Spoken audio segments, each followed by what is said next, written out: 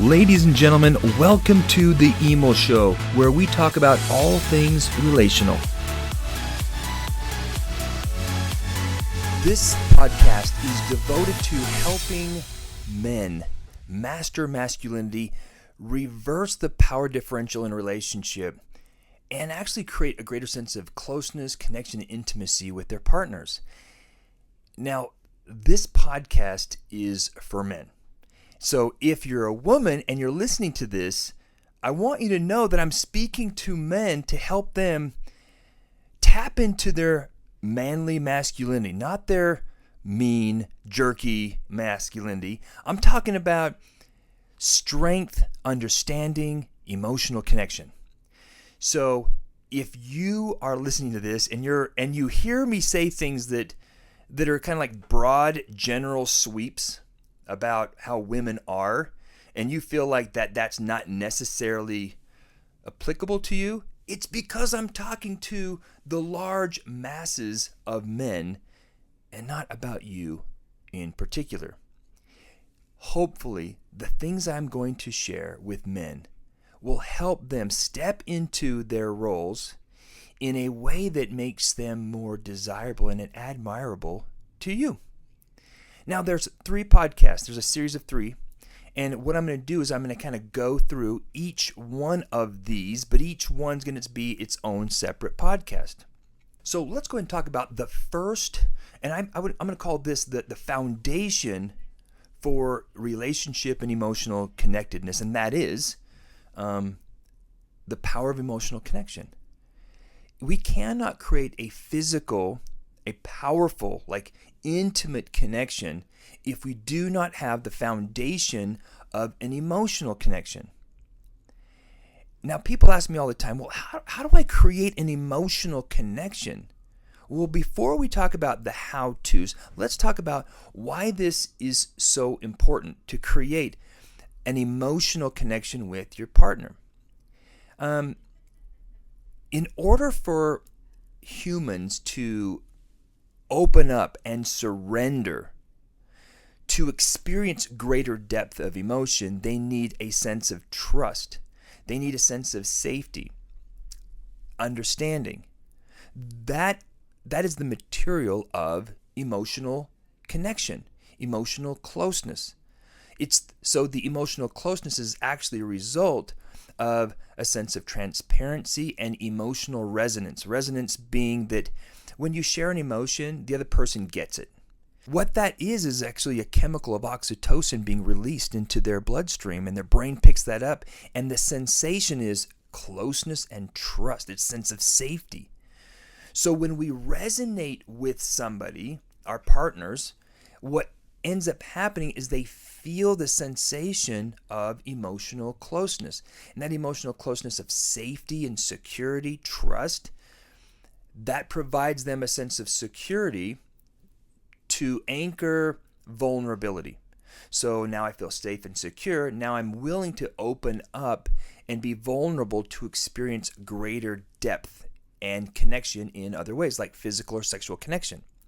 Without that emotional openness, that emotional safety, then they're not going to be able to feel open to receive, to receive a different experience, emotionally, sexually, physical feelings.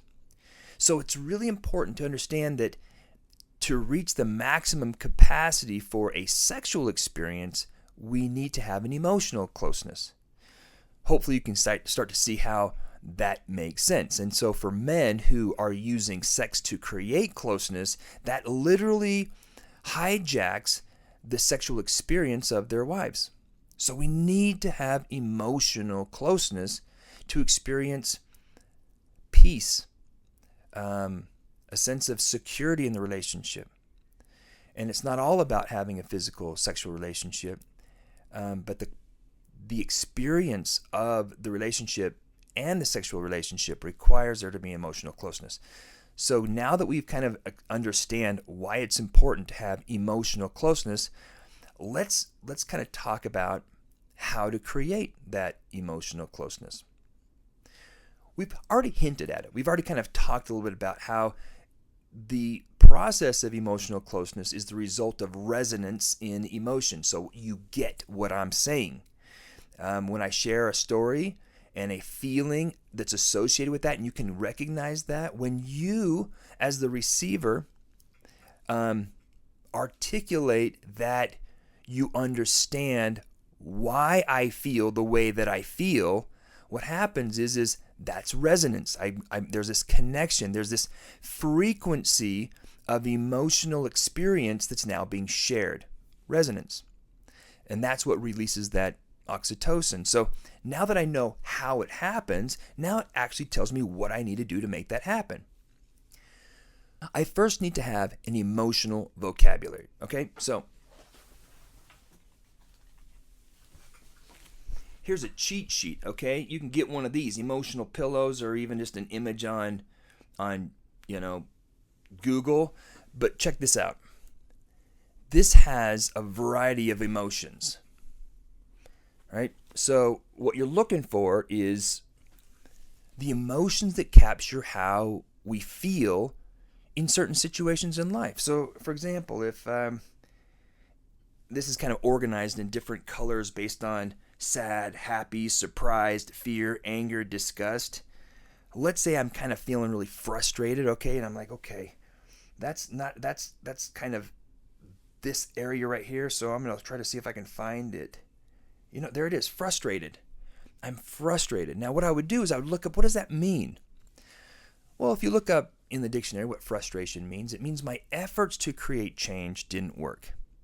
So the reason why I'm frustrated is because I'm trying to create greater closeness, and what I'm doing isn't working. So I'm really frustrated because the outcome doesn't match with what my efforts were trying to create. So that would be an example of frustration. So then what I do is I think, well, what's a situation or a story that would make being frustrated an emotion that's reasonable?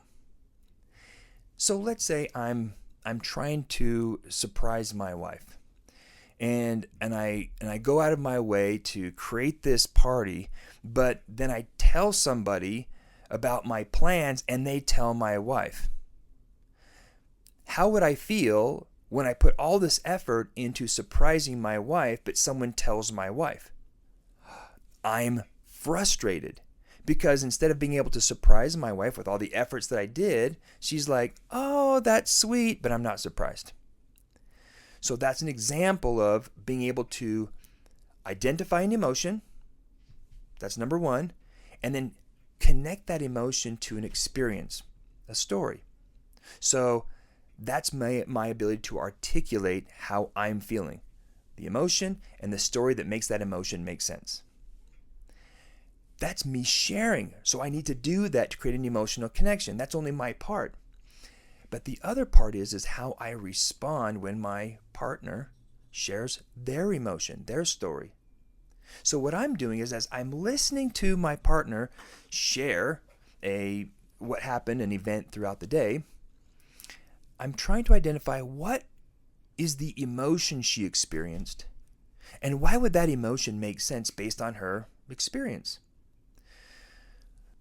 Let's say my wife was trying to have a conversation with my son, and my son was really dismissive and short with her. Okay? And she's describing how she was trying to talk to him, and she felt like, well, he blew her off, he didn't pay attention to her, kind of just ignored her. What's the feeling that she has in that situation? Right? So you look at, well, I got my pillow of emotions here. Maybe she's sad, or she's hurt. Maybe she's disappointed. Maybe she's confused. Now what I try to do is I try to make those emotions make sense. Well, why would it be reasonable for her to feel confused? Well, maybe because it didn't make sense to her of why he was shutting her down when he was only trying to understand him. So I'd be confused. Why would she be hurt? Well, because she's trying to show care, and instead of that care being warmly received and appreciated by my son, he's discarding it as if it's not helpful. So now she's sad or hurt. Now the hurt would be kind of some relationship damage. Well, right? There's a damage there. we've talked about her ego being bruised, or her emotion, she's bruised, or it feels like a punch to the gut. We use those analogies to kind of capture what that emotion feels like physically. So now she feels hurt, she feels sad, she's confused. Maybe she's disappointed because she was hoping that he would be warmly receiving her outreach of love and care and concern, but instead got dismissed or ignored. So now as she's telling the story about what happened, what I do to resonate with her is I capture the emotion she might be feeling. So as she's telling the story, I'm going, oh my gosh, I could see how that could be really hurtful. No wonder why you would feel so sad. Or man, oh my gosh, that's so rude. I can see how that could really be disappointing. Or how surprising, that's really confusing that he would do that. So all I'm doing is like labeling the emotion that she's telling in her story. And if the emotion that I'm picking up on is accurate, she's going to be nodding her head going, yes, which is the indication that I nailed it. Now, if I'm off base or I'm a little bit, guess what? She'll correct it. But at least my effort to resonate with her will be warmly received because I'm trying to understand how she feels. And that is emotional connection, not just logical, okay? If I just agreed with her, well, he shouldn't have done that. Well, maybe if you would have tried this, that may have helped. Or, when you approach my son, instead of you see what's happening is I'm not creating an emotional connection, even though we're having a conversation. So the emotional connection is a result of identifying and articulating the emotion, whether I'm sharing it or whether she's sharing it. And the emotional connection, the experience of the emotional connection, is nothing more than the oxytocin that is released when there's an emotional resonance. That is how to create an emotional connection. So this would be an activity for you to do to help you improve your skills of emotional connection, is get a pillow or an image and write down the emotional word. Now write down what that word means. The next step would be think of a situation in life as something that's happened to you where you have felt that feeling. Then, when you share this, whether you write it down, you write down the story and how that connects with that emotional word, that label. So then I can go to my partner and say, I've been thinking about this time when I felt really disappointed, disgusted, surprised, hurt, abandoned, betrayed, whatever that word is that you're working on. And then you tell the story, but you include the information of the story that matches the definition. So let's say I'm going to use the word frustrated, because frustration is a word that we use a lot in relationships.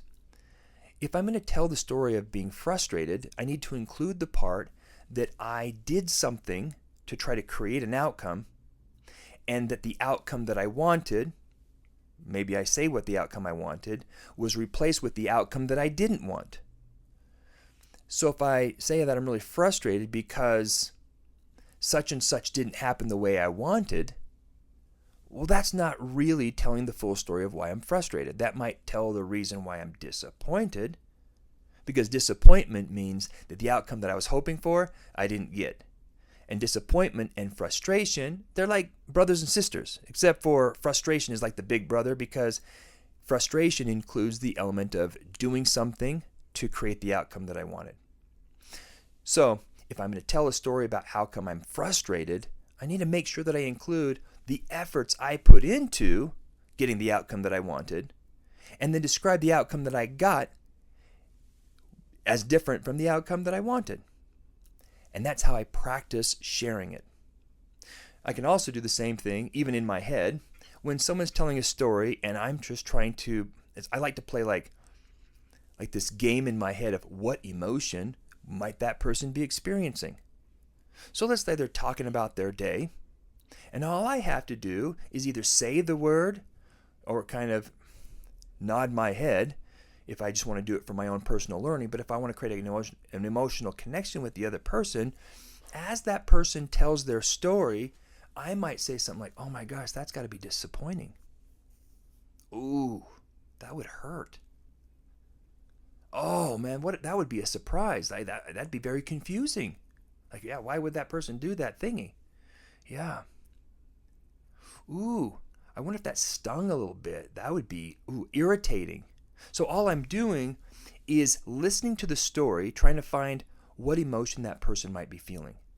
And as I reflect those emotions, even the labels of those emotions, I have an opportunity to trigger the resonance of what they're feeling. And when it matches, bzzz, okay, and then oxytocin is released, and they experience the feeling of emotional closeness, which creates trust and respect in the relationship. And that's what we want. We want to create a sense of safety in the relationship so that they can open themselves up more to experience greater depth of connection. And that's how we create an emotional connection. So here's what I want you to do to practice this skill of emotional connection. There's 3 things that you can do. First, listen without solving. We like to solve problems, but instead listen to acknowledge the emotion. So as they're telling a story, what we do is we identify what emotion they might be experiencing in that story, and we just throw out those words as she's telling the story. So let's say she's talking, all we have to do is go, oh my gosh, that's got to be really frustrating. Well, that would be disappointing. Oh, that was rude. That must have hurt.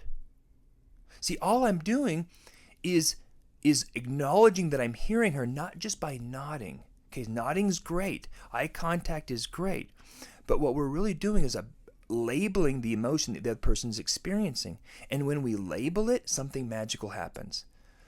Resonance happens, and then oxytocin is released. And when oxytocin is released, they feel connected. So that's number 1. Number 2, do emotional check-ins, right? So instead of just having her share and then you acknowledge those emotions, what you do is you share your emotions. What's been going on today, or what are you worried about, or what are you thinking about? What's the emotion? And then what's the story that makes that emotion make sense? So that's number 2. And number 3 is express empathy. When you know she's going through a hard time, and you kind of see it, and you pick up on it, instead of just waiting for her to tell you what she's thinking and feeling, take a stab at it. What is it that she's experiencing or feeling? Is she sad? Is she tired? Is she disappointed? Is she hurt? Is she exhausted? Like, what's the emotion? And then what we do is, in our best of intentions, and we don't even have to be right. This is why it's so cool. Is if you're wrong, she'll correct you, and then you can just go, oh, so you're not sad, you're hurt, or whatever she says to correct you. So you see her, she's not even saying anything. Go to her and go, you know what? It seems like you're really disappointed or frustrated with me. And she might say, no, I just have a real bad headache. So what is that? Oh, that's awful. That's miserable. That's exhausting. That must really hurt, right? So we just lean into describing what that might be like for her. And that might be really frustrating because she's got so much on her plate, yet she doesn't feel very good to be able to do anything. Ugh, that's so miserable. So those are just a few things that you can do to help you build your skills to emotionally connect with your partner. All right, here's a little teaser for the next one. We've just talked about how to create an emotional connection. Well, if I want to have a deep, meaningful sexual relationship with my partner and where my partner pursues me, well, I need to meet or exceed, and that's what I'm going to try to do, is exceed her expectations in the kind of husband I am for her. You see, if I'm not meeting her expectations, then there's going to be withholding of her expression. So what I need to do is identify and become the dreamy, creamy version of the husband that she would love me to be. I call that becoming husband 2.0. So we're going to talk about that in our next podcast.